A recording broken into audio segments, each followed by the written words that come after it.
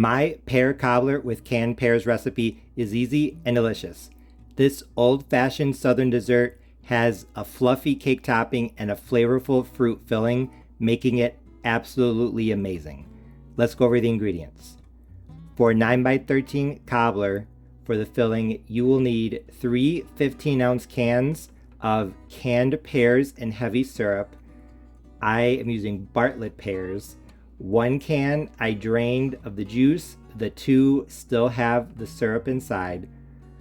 1/4 cup of light brown sugar, as I measure 60 grams. For the spices, half a teaspoon of cinnamon, half a teaspoon of ginger, a 1/4 teaspoon of nutmeg, and 1/8 of a teaspoon of cloves, along with 1 tablespoon of lemon juice and 1/8 of a teaspoon of salt. For the cake topping, I'm going to use 1 cup of self-rising flour, 150 grams, 1 cup of white sugar, 210 grams, 1 cup of milk, 240 grams, and 1 stick of butter. I'm using unsalted, 113 grams. And as an optional ingredient, 1 teaspoon of vanilla. As you can see, I have everything I need. My 9x13 dish is already buttered and my oven is preheated to 350 degrees Fahrenheit, so I'm ready to go. The first step in this recipe is melting the butter, and if you wanted to, you could just put your stick of butter in this pan, then put it in the oven at 350 Fahrenheit for about 5 to 10 minutes and melt it that way. But you have to be careful because if you leave it in the oven for too long, the butter will melt and it will turn bitter. So if you want to be safe, I recommend melting your butter in the microwave. So I've already cut it into chunks. So I'm just going to take my butter and put it into this glass measuring cup that I have here. And I am going to melt it in the microwave. It's probably going to take about a minute, and once that is done, I will bring you back. My butter's melted, so now it's time to make the batter for the cake topping. So like I said, 1 cup of self-rising flour, 150 grams. If you do not have self-rising flour, you can use all-purpose and then add 1.5 teaspoons of baking powder and 1/4 teaspoon of salt. Next, 1 cup of white sugar, my cup of milk. I am using evaporated milk. That's why it looks a little off-white. But you can use any type of milk you want. And now the optional ingredient, the teaspoon of vanilla. And now I'm just going to stir. Now this batter is supposed to be lumpy, kind of like pancake batter. So if you start stirring and it's lumpy when you're done, don't panic. That is exactly how it is supposed to look. Now that the batter is mixed, first I'm going to pour in the butter. Try and get it evenly distributed. I'm just going to swirl it around. As you'll see soon, there's no mixing, so you want to try and distribute everything evenly at the beginning. And now I'm just going to take my batter, give it one final mix. Like I said, lumpy is fine. Didn't do anything wrong. Now I'm just going to pour it in as evenly as I can. So I'm literally just pouring in the batter. I'm not mixing. You do not want to mix this. Just want to pour it in like I am.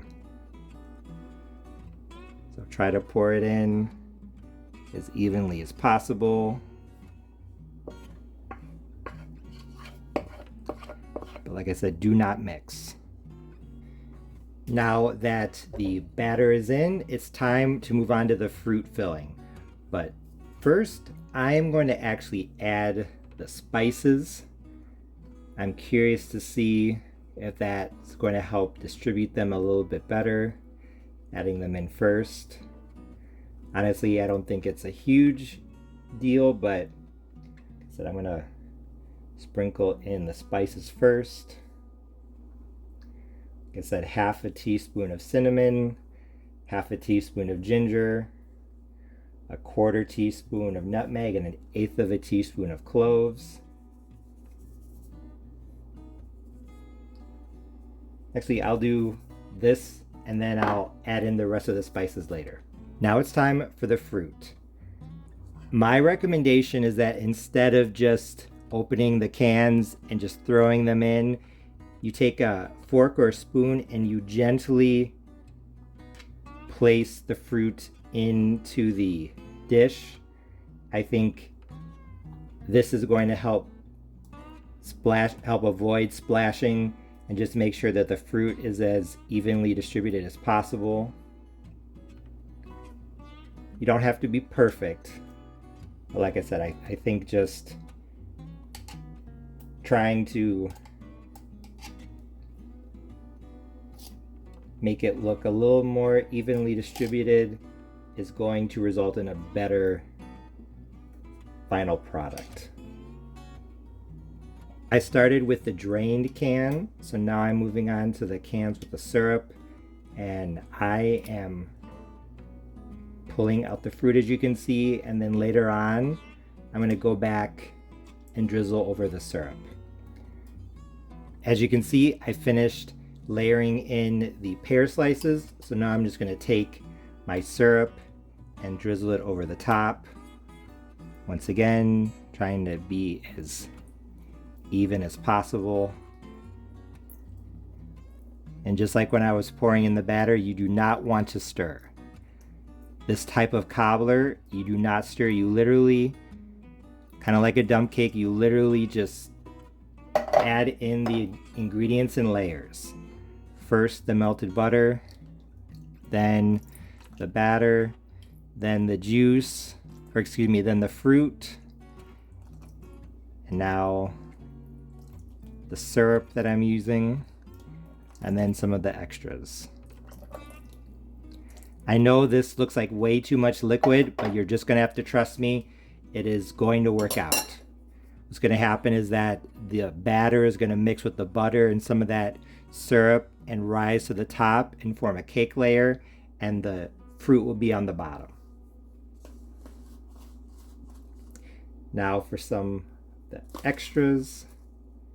Honestly, this brown sugar is not absolutely necessary, but I would highly recommend it because I think brown sugar and pears go together very well.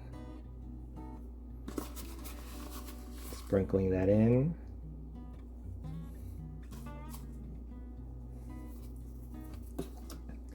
The rest of the spices.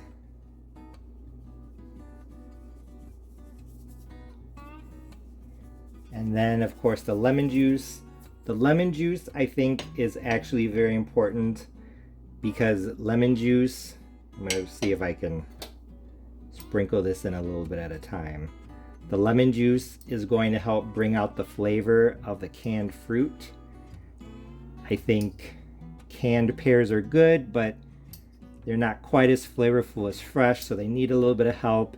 And I think this little bit of lemon juice is going to really bring out the flavor. So seems like a small ingredient. It's actually very important.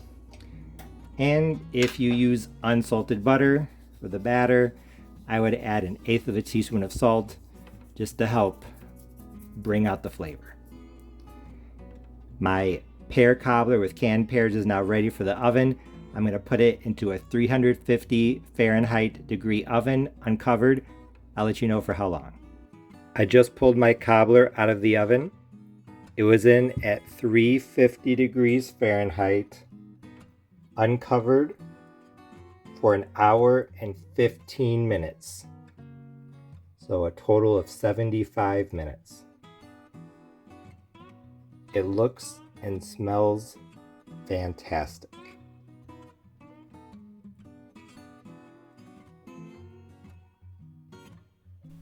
As you can see, my cobbler looked amazing. The cake topping was perfectly golden brown with the syrup bubbling up in patches and around the edges. I let it cool down for about 30 to 45 minutes, then I dove in. And when I cut the first slice and took the first bite, I knew that my pear cobbler with canned pears recipe was a big success because it was absolutely delicious. First, let's talk about the flavor. In short, it was fantastic. The pear flavor was there, definitely, as was the flavor of the spices, but what really surprised me was how much this tasted like apple cobbler. I know that pears and apples are similar yet different fruits, but honestly, if you gave this to someone and didn't tell them what it is, I'm almost positive that they guessed it was an apple cobbler. That's how similar the flavor was. Maybe it was the brown sugar, maybe it was the apple pie-like spices, maybe it was the fact that this was my first time ever having a pear cobbler. I'm not quite sure, but like I said, this definitely reminded me of an apple cobbler.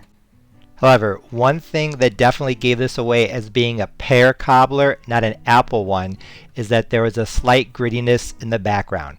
I didn't notice it with every bite, but even fresh pears have more grittiness than apples do, so it was noticeable in this. Not in a bad way, just in a way that reminded you what type of fruit was used in this cobbler. In regard to the spices, I thought they were perfectly balanced. The cinnamon and ginger working together along with the nutmeg and cloves in the background to give this cobbler a classic fall flavor. Even though most people think that cinnamon is the main star when it comes to fall baking, don't underestimate the power of ginger in this recipe. It brought a background warmth that is what really made this delicious and put it over the top in my opinion. Also, compared to the peach cobbler I have here on my channel using a similar method, I thought the spices were more evenly distributed in this one because instead of waiting to sprinkle them all on at the end, I sprinkled some onto the batter before adding the fruit. Honestly, you're not going to ruin the recipe if you add the spices last, but now that I've tried it both ways, I would definitely recommend sprinkling at least half of the spices onto the batter before adding the fruit. The light brown sugar and lemon juice were nice additions as well, the brown sugar adding a depth, a flavor, and the lemon juice bringing them out in a way that you wouldn't expect considering that the pears came from cans. I add a bit of lemon juice to almost all of my fruit cobblers because, like I've said in the past, I think it brings out the flavor, and it's especially important if you're using canned fruit because canned fruit just doesn't have the same flavor. So even though it is an optional ingredient, I highly recommend that you add the 1 tablespoon of lemon juice. You will notice a difference. Besides the amazing flavors, this old-fashioned pear cobbler with canned pears also had an amazing combination of textures with the soft fruit, syrupy juice, and crispy top. Speaking of the cake crust, the top was crispy and the bottom was soft and fluffy, so like I said, this dessert had a very nice combination of textures. I also liked the ratio of syrupy juice to crispy top. I thought that it had the perfect amount of crust and the perfect amount of juice, something that most cake batter style cobblers do not have. Usually they're a lot of crust or a lot of juice, but like I said, this one had the perfect amount of both. So in short, I was very pleased with how my pear cobbler using canned pears recipe turned out. In fact, it was probably one of the best desserts that I've made in a long time. And if you've been on my channel for a while, you know that's saying a lot. There really isn't a whole lot to critique about this recipe because I think it's pretty quick and simple. The only things you really need to be aware of are that I used canned pears and heavy syrup. I think you could use pears and juice. It's just that the filling might be a little bit more liquidy and it might not be as sweet, but if you added an extra 1/4 cup of sugar, it would probably be just fine. The only other thing to keep in mind is that for some reason, I didn't think this tasted quite as good the next day, so I would make sure to serve it warm the same day that it comes out of the oven. Those small considerations aside, this Southern Pear Cobbler with canned pears recipe is still one of the best fall desserts you could ever make. It's quick, it's easy, and it's delicious, so it would be perfect for a holiday like Thanksgiving, Christmas, or even Easter or Mother's Day or any day. If you make this recipe, I know you'll like it. As always, thanks for watching.